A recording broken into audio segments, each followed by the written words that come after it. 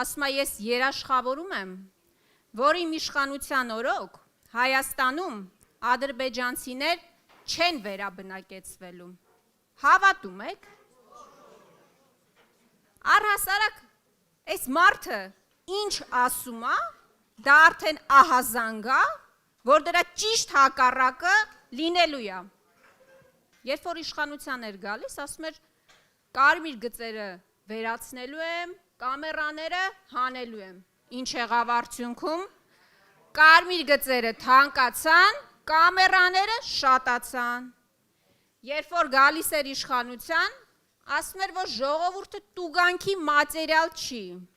Հիմա ինչքան հարկ կա, թանկացրել է, այդպես է։ Այս մարդը խոսում էր պետական պարտքի դեմ, պետական պարտքը կրկնապատկել է ու ժողովրդին հաշվետվություն չի ներկայացրել, թե ինչ է արել այդ փողերը։ Այս մարդը ասում էր, որ ես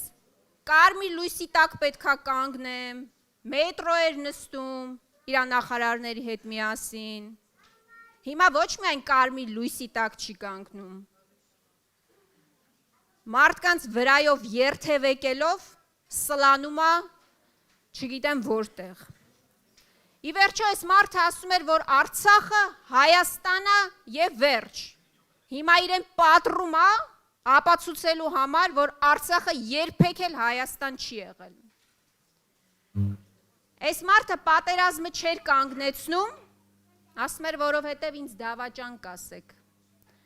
Այս մարդը նեղված է 5000 զոհի մասին հիշատակումներից, բայց զոհերի մասին 50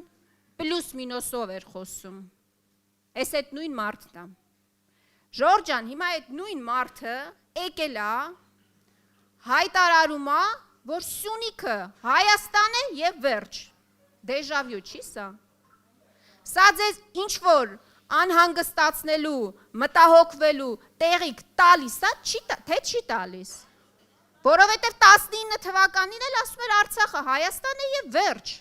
Մենք արդյունքը տեսանք։ Այսինքն, սա որ մի բան ասում է, մարդ արդեն անհանգիստ է, հայ մարդ արդեն անհանգիստ է, որ նախապատրաստվում է հերթական զիջման։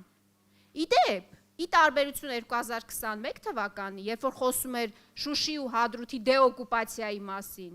հիմա պարզ տեքստով ասում է, ես վերընտրվելու եմ եւ նոր տարածքներ եմ տալու Ադրբեջանին։ Դուք պատրաստ եք այդ սցենարին։